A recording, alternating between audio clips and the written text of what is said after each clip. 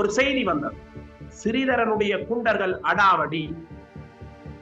அதற்கு பின்னர் அந்த நபர்கள் என்கின்ற அடிப்படையில் நாங்கள் சிலரை அழைத்து தென்பகுதி சிங்கள பேரினவாதிகளுடைய ஆட்சி பெரும்பான்மையாக இருக்கின்ற எங்களுடைய வடகிழக்கிலே அவர்களுடைய ஆட்சி நிலவப்பட வேண்டுமாக இருந்தால் எங்களை துண்டாட வேண்டும். இன்று கிளிநொச்சியில் சுமந்திரனோடு கூட இருக்கின்றவர்கள் தான் அவற்றினை செய்திருக்கிறார். அப்பொழுதே அவர்கள் இந்த அரசியலை குழப்புவதற்கு திட்டங்களை தீட்டிவிட்டார்கள். கௌரவ சுமந்திரன் அவர்கள் இருக்கின்ற அந்த மத்திய குழுவில் இருக்கின்ற பெரும்பான்மையானவர்கள் அவர் சார்ந்தவர்களாகவே இருக்கிறார். அது எவ்வாறு என்றால், இது ஏற்கனவே ஒரு திட்டமிட்டு நகர்த்தப்பட்டதாகத்தான் நாங்கள் கருதுகிறோம். இப்பொழுதும் கௌரவ மாவி சேனாதிராஜா அவர்களை அகற்றிவிட்டு துணை தலைவராக இருக்கின்ற CVK சிவஞானம் அவர்களை கட்சிக்குள் கொண்டு வந்து இது ஒரு திட்டமிட்டு நகர்த்தப்பட்டிருக்கிறது. இருவர்களுடைய பதவி ஆசைகளுக்காக இது நிறுத்தப்பட்டிருக்கிறது. கட்சியினுடைய தொண்டர்கள் மிகப்பெரிய மன அழுத்தத்துக்குள்ளாக்கப்பட்டவர்களாகவே இருக்கிறார். ஏனென்றால் மக்களிடத்தில் பேச முடியாத அளவிற்கு அவர்களை முடக்குவதற்காகத்தான் இவ்வாறான செயற்பாடுகள் நடைபெற்றுக் கொண்டிருக்கிறது. அரசியலில் நகர்த்தப்படும் காய்கள், திரைமறைவில் நடக்கும் ரகசிய பீரங்கள், உலகத் தமிழர் அறிந்தேயாக வேண்டிய உண்மைகளை தேடி ஒரு உடறுப்பு.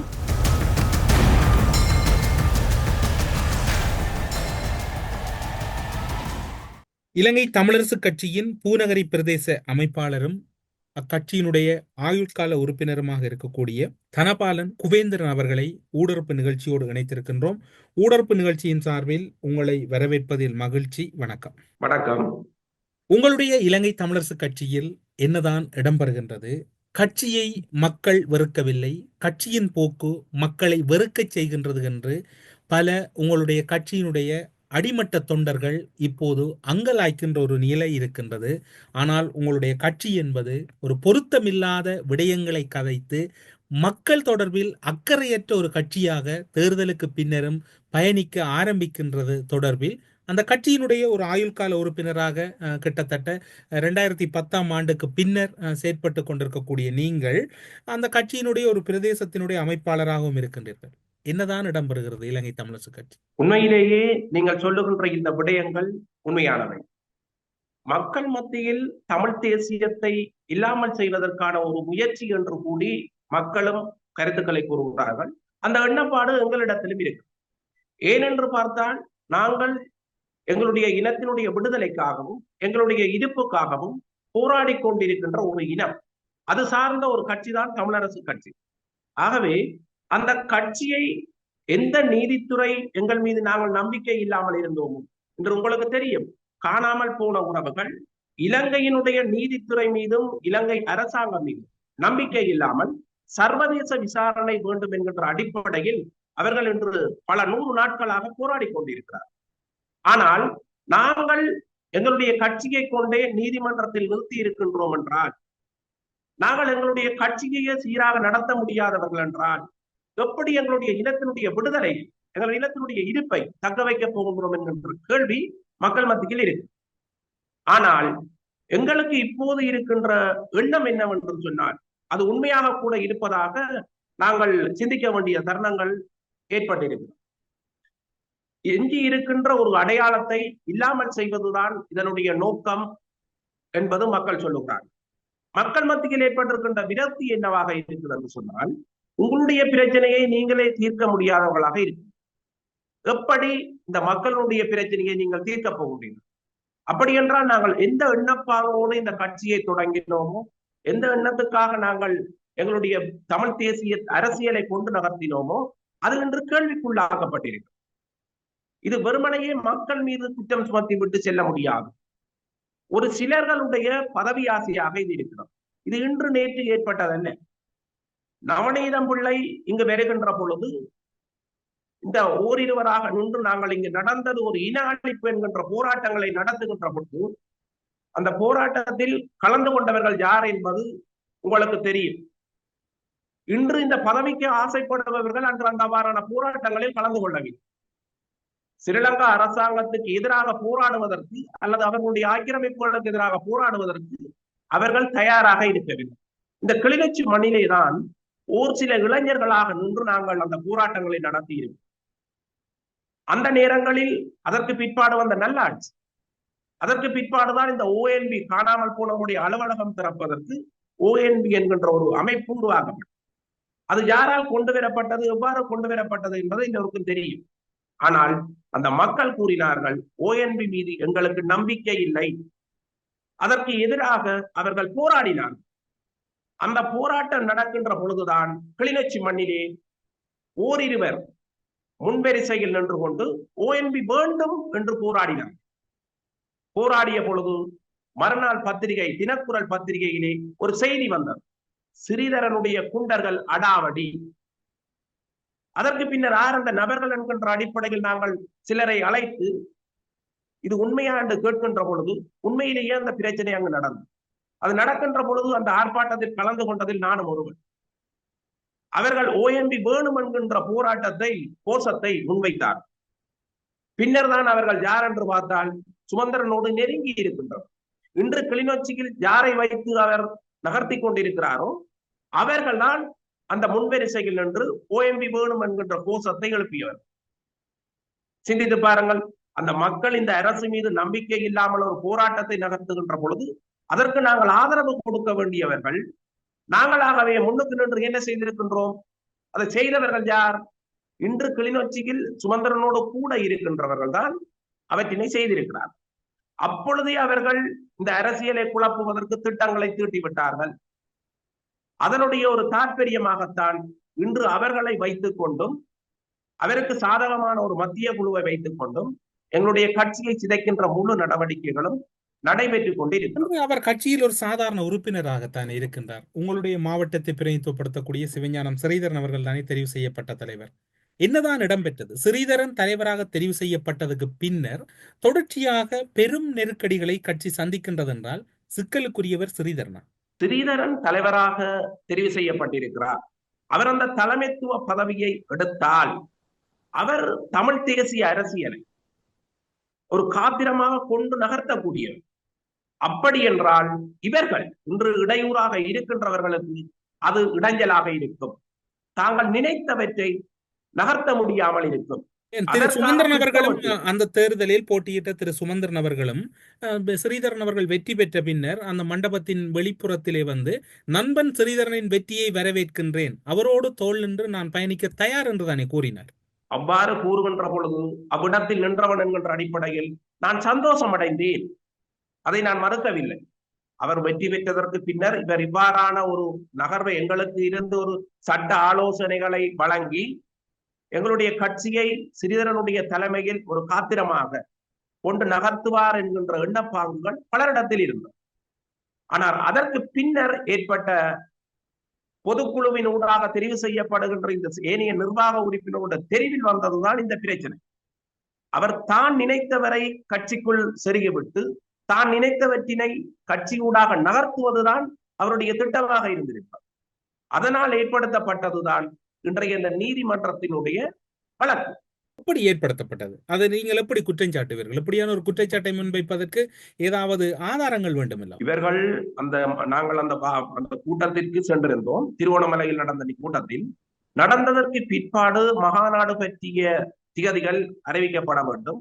அடுத்த நாள் அது மகாநாடு நடத்தப்பட வேண்டும். நாங்கள் மாநாட்டுக்குரிய ஆயத்தங்களோட அங்கு சென்றிருந்தோம்.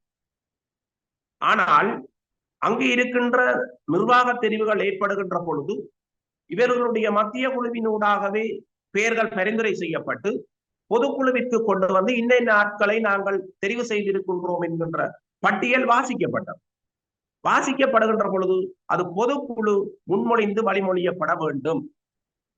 ஆனால் முன்மொழிந்து வழிமொழிகின்ற பொழுதுதான் அங்கு பிரச்சனை ஏற்பட்டது, அந்த சலசலப்புகள் ஏற்பட்டது. நீங்கள் இந்த பொதுக்குழுவில் வைத்துக் கொண்டே நிர்வாகத்தை தெரிவு செய்யுங்கள் என்று அனைத்து பொதுக்குழு உறுப்பினர்களும் கோஷங்களிட்டார்கள். அதற்கு பின்னர் அந்த குழப்பத்தோடு வெளியில் வருகின்ற பொழுதுதான் இந்த கட்சியை வழக்கு தாக்கல் செய்தவரும் அதற்கு பின்னணியாக நின்றவர்களும் திருவோணமலையில் வைத்து கூறினார்கள், நாங்கள் நீதிமன்றத்தை நாடுவோம்.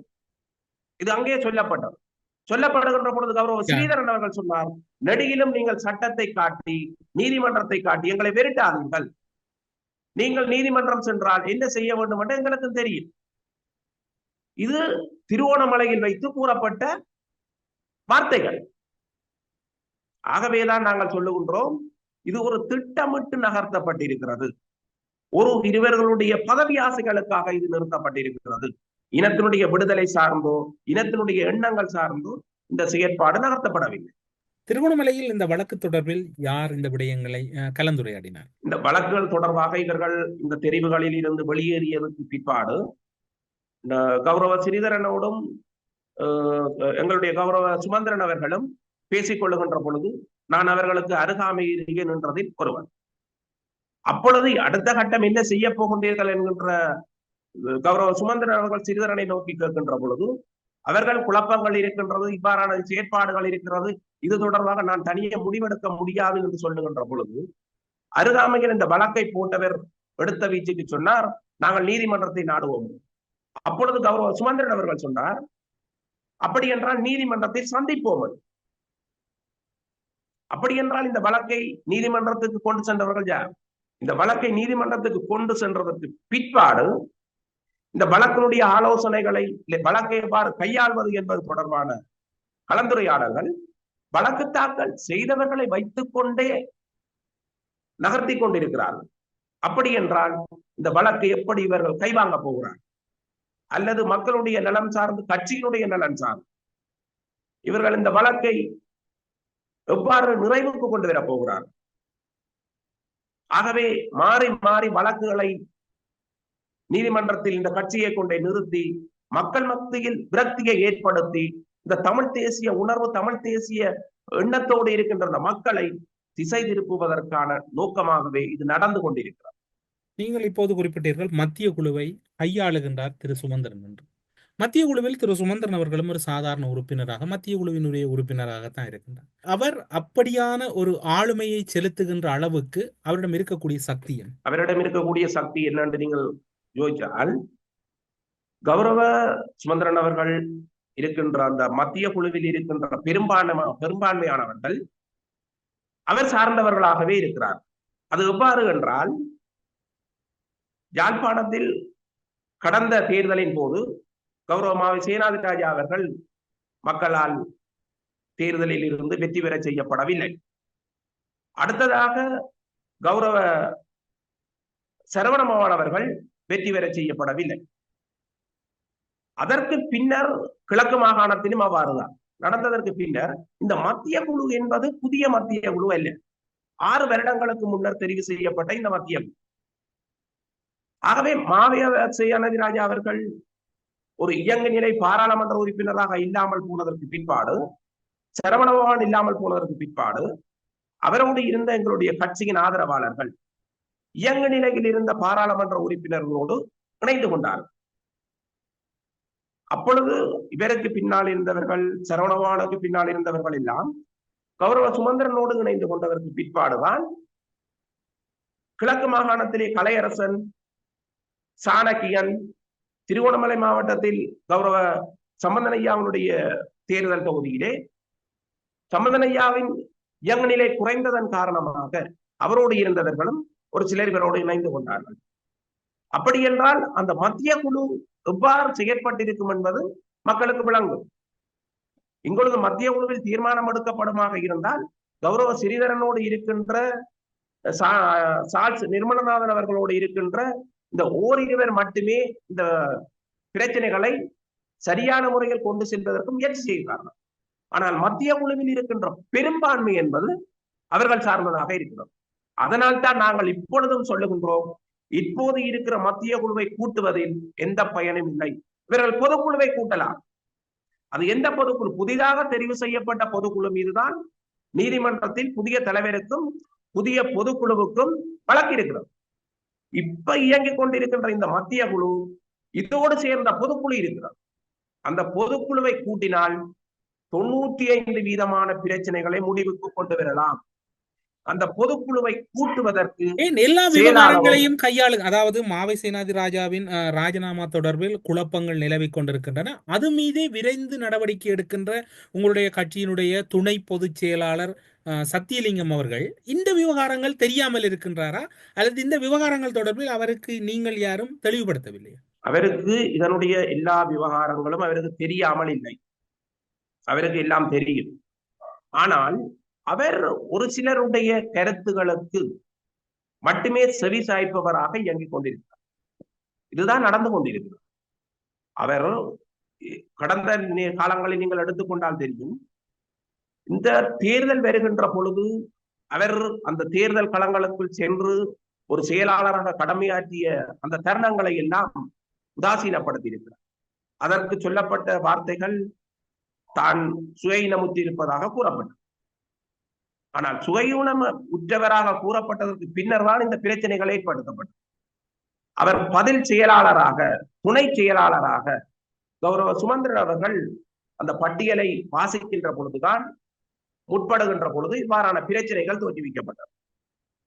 இது ஏற்கனவே ஒரு திட்டமிட்டு நகர்த்தப்பட்டதாகத்தான் நாங்கள் கருதுகிறோம். இப்பொழுதும் கௌரவ மாவி சேனாதிராஜா அவர்களை அகற்றிவிட்டு துணை தலைவராக இருக்கின்ற CVK சிவஞானம் அவர்களை கட்சிக்குள் கொண்டு வந்து சத்தியலிங்கம் அவர்களை செயலாளர் பதவியில் இருந்து ராஜினாமா செய்து அவருடைய செயலாளர் பதவியை தங்களுக்கு சாதகமானவர்கள் கையகப்படுத்துவதற்கான ஒரு நகர்வுதான் நடக்கின்றதே ஒழிய கட்சியினுடைய வீழ்ச்சியை பற்றியோ அல்லது கட்சி மக்களுக்கு செய்ய வேண்டிய தமிழ் தேசிய அரசியலை முன்னுகர்த்துவது பற்றியோ சிந்திப்பதற்கான எந்த செயற்பாடுகளும் இல்லை. உங்களுடைய கட்சி வயது முதிர்ந்தவர்கள் அல்லது அதாவது அனுபவம் மிக்கவர்களை மதிக்கக்கூடிய ஒரு கட்சி அல்லவா? திரு சம்பந்தன் அவர்களும் இறக்கின்ற தருவாயில் பல்வேறுபட்ட விமர்சனங்களுக்கு ஆளாக்கப்பட்டு தன்னுடைய இறுதி காலங்களில் அவருடைய இறுதி அடக்கங்கள் கூட பல்வேறுபட்ட விமர்சனங்களுக்குள்ளாகி இருந்தது. அதே போன்று இப்போது உங்களுடைய கட்சியினுடைய தலைவர், தெரிவு செய்யப்பட்ட தலைவராக இருக்கக்கூடிய ஸ்ரீதரன் அவர்கள் நீதிமன்றத்தில் இடைக்கால தடையில் இருக்கின்றார்.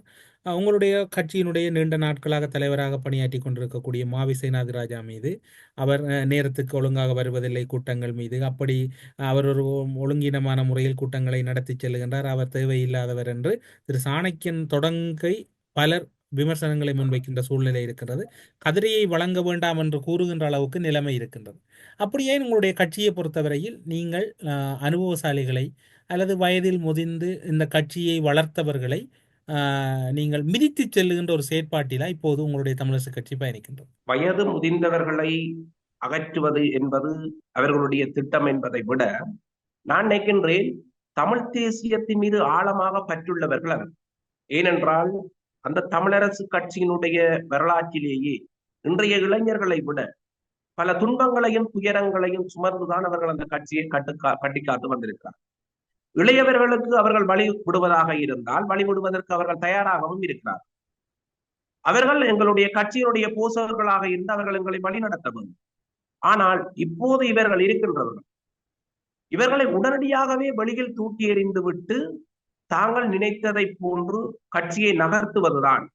சுருக்கமாக ஒன்றை எங்களுக்கு விளங்கிக் கொள்ளக்கூடிய மாதிரி இருக்கின்றது. என்னவென்றால், இலங்கை அரசாங்கம் நினைத்தது போன்று இந்த கட்சியை நகர்த்துவதற்காகத்தான் அவர்கள் மிகப்பெரிய பிரயத்தனங்களை மேற்கொண்டு கொண்டிருக்கிறார்கள்.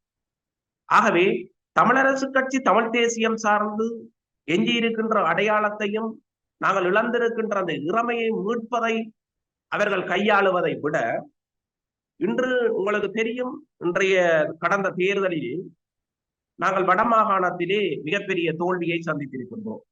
அதற்கு பல காரணங்கள் சொல்லப்பட்டாலும் எங்களுடைய கட்சியினுடைய இவ்வாறான குளறுபடிகள் தான் அவர்கள் வெற்றி பெறுவதற்கு காரணமாக இருந்திருக்கிறது.